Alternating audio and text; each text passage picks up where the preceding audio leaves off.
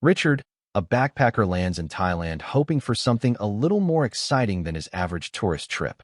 He's chasing adventure, or maybe just a change. There, he is convinced to drink snake blood by a local guide. With the disgusting experience, he checks into a rundown hotel in the heart of chaotic Bangkok. When he comes back from the shower, he sees some guests watch a movie on the TV and thinks, what's the point of these lives? When he can't get into his room, a girl, Françoise, comes and gives him a hand.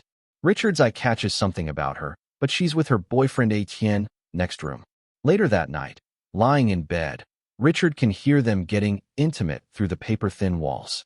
Same time, he hears a drunk man is shouting in the hallway. Out of nowhere, Richard's visited by his eccentric and clearly unhinged neighbor, Daffy, a wild-eyed guy who rambles about a hidden beach on a secret island, a paradise untouched by tourists. At first, Richard writes it off as crazy talk. Next day, an old woman is cleaning the wall while Richard heads to his room. He warns her about electricity, but she doesn't care and tells him about a letter on his door. He finds a hand-drawn map pinned to his door. Curious and a bit shaken, he goes to check on Daffy, only to find that he's taken his own life. Disturbed, Richard reports it to the police and signs a statement and leaves. By return, he shows the map to Françoise and Étienne and convinces them to join with him. But Richard has no idea how to get there. Étienne starts figuring out how to get there, and soon they're off, covering 500 miles in 24 hours. The journey isn't easy. While Richard stares at Françoise and the beach, Étienne comes with their next travel arrangements. He points out since that island is actually a protected national park, they are dropped off by a nearby island. Françoise suggests that they could swim to their destination island from the drop-off location. That night, Richard loses his key to his cabin but ends up chatting with a couple of laid-back surfers in the room next door. They've heard of the legendary beach with pure white sand and crystal-clear water, but think it's just a backpacker myth. Then a woman comes and hands off Richard his missing key. Before setting off the next day, Richard leaves them a copy of the map, just in case, and the t-shirt he borrowed last night. The trio then heads out on a boat to a nearby island and camps out under the stars. In the middle of the night, Richard wakes up to Françoise taking photos of the sky. They have a moment. He muses about alternate worlds and other versions of themselves staring back through the cosmos. She laughs, teasing him that it's just the kind of pretentious crap Americans say to charm French girls. He feels embarrassed, but then they take different moving shots on the camera with the background of the night sky. The next morning, they scope out the swim ahead. It's a long one. They're not sure if they'll make it, but Richard takes the plunge first, yelling, "If we don't try, we'll never know." Midway through the swim, Étienne says he saw a shark fin, which scares Richard, and Françoise suddenly disappear beneath the surface. Panic, Richard and Étienne, scanning the water, calling out for Françoise. The ocean feels vast and isolating. For a moment, it seems like something has gone terribly wrong. Then, something pulls by Richard's legs and bursts out of the water, Françoise laughing. It was a prank, a moment of levity in an otherwise intense journey. Richard, caught between relief and irritation, laughs it off. After an exhausting swimming experience, they finally make it to the shore, only to find themselves in the middle of a massive hemp field. The excited couple runs into the middle of the field shouting. Richard spots a monkey tied to a man sleeping with an AK-47. The monkey stirs him awake, and they dive into the fields to hide. More armed guards arrive and begin searching. When the monkey finds them, Richard sprays it with water to scare it off, and they manage to slip away undetected. Étienne and Françoise hesitate to continue the whole adventure, but Richard is all in. This is paradise, and he's not giving up. They follow a river and end up facing a towering waterfall. While the guys argue about how to get down, Françoise just launches herself off the edge, landing in the water below. She convinced the guys to follow her lead. As they're celebrating the wild jump, a guy named Kitty appears, clapping. He jokes that it took him an hour to work up the nerve to jump. He leads them to a hidden village, except it's not a temporary camp like they expected. It's a full-on secret society, and they realize they aren't exactly invited. They're taken to Sal, the group's calm but firm leader. When they show her the map Daffy made, she explains that he was one of the original founders, but eventually lost his mind. She wants to make sure no one else knows about the island. The trio denies sharing the map, and Sal seems satisfied. She burns the map right then and there. Finally, they're taken to the beach, an unreal lagoon surrounded by cliffs with sparkling turquoise water. It's everything Daffy said it would be, and more. As they relax and enjoy the magnificent view, Richard begins to feel as though he has found his place in the world.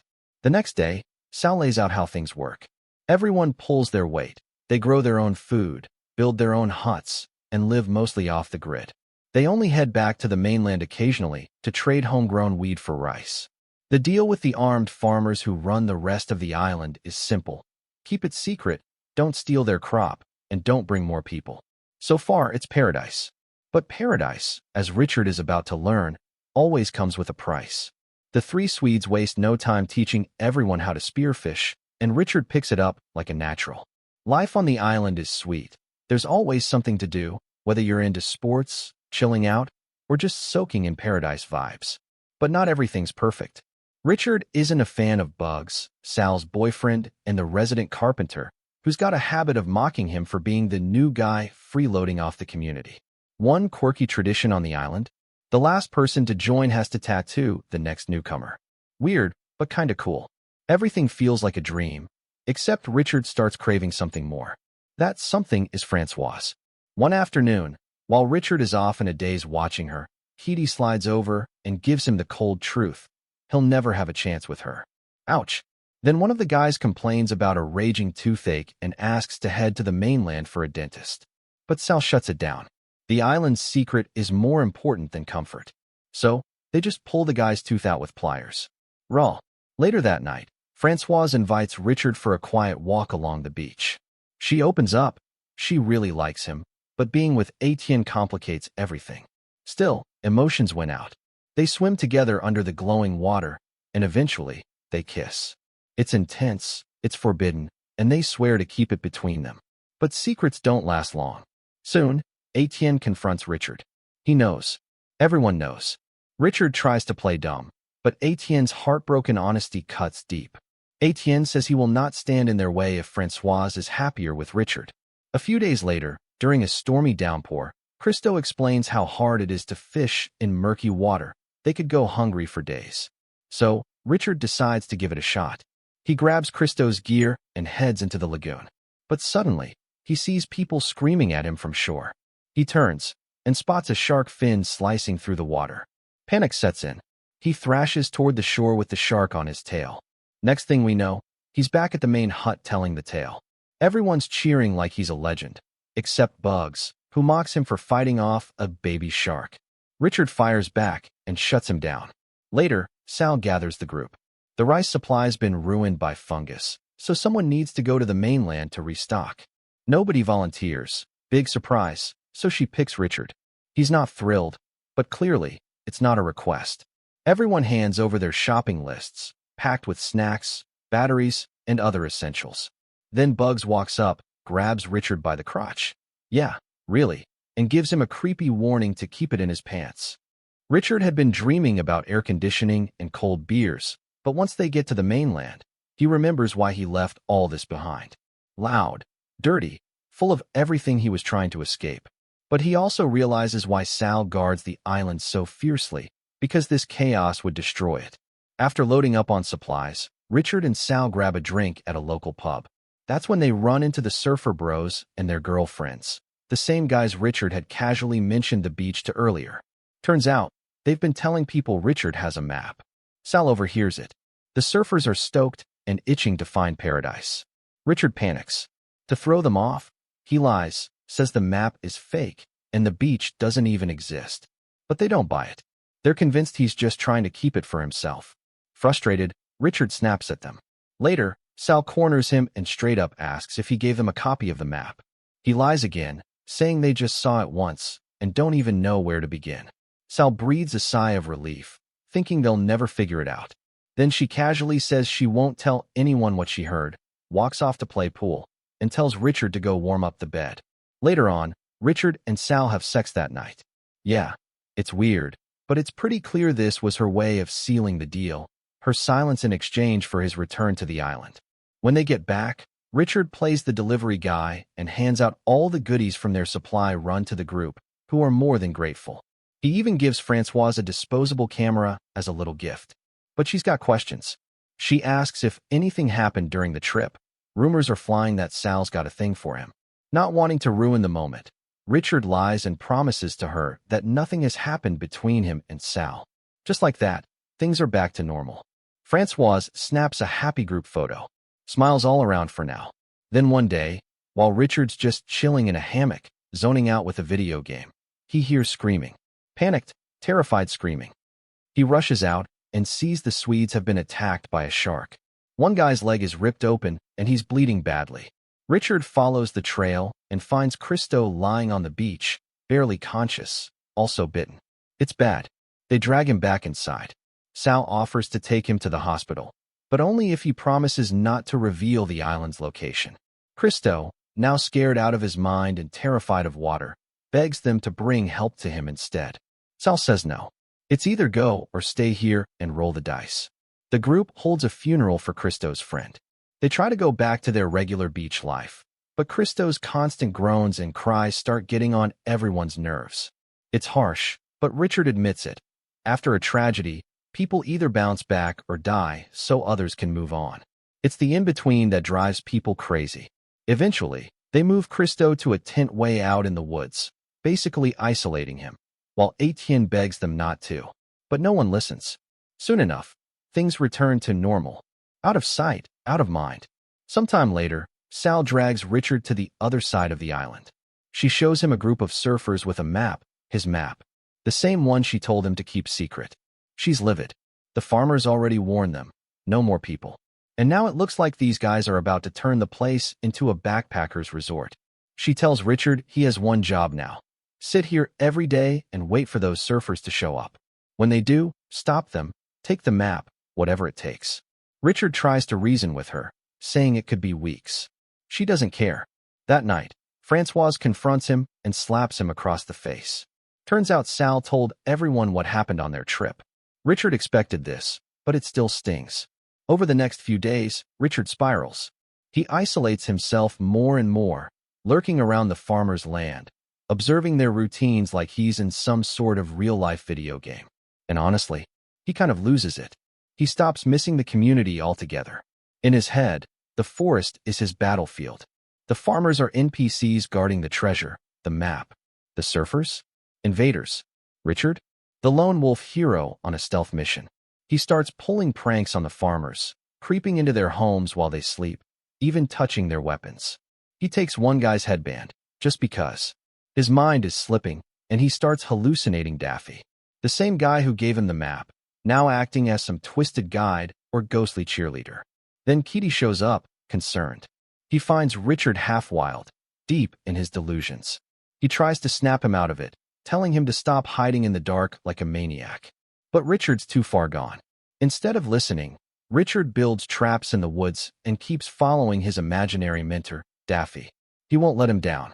Not now. And finally, the day arrives. The surfers come gliding in on a raft, getting closer and closer to the island. Richard, hidden in the shadows, watches their every move. His mission is just beginning. As soon as they step into the massive hemp field, it feels like they've landed in heaven. They're spinning around, laughing, singing, just vibing hard. But the noise draws unwanted attention. A group of armed guards spots them and starts heading over, guns raised.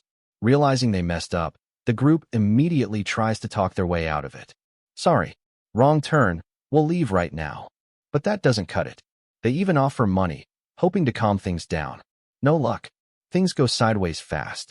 One of the surfers makes a move toward a guard, and that's all it takes. Bang. Chaos erupts.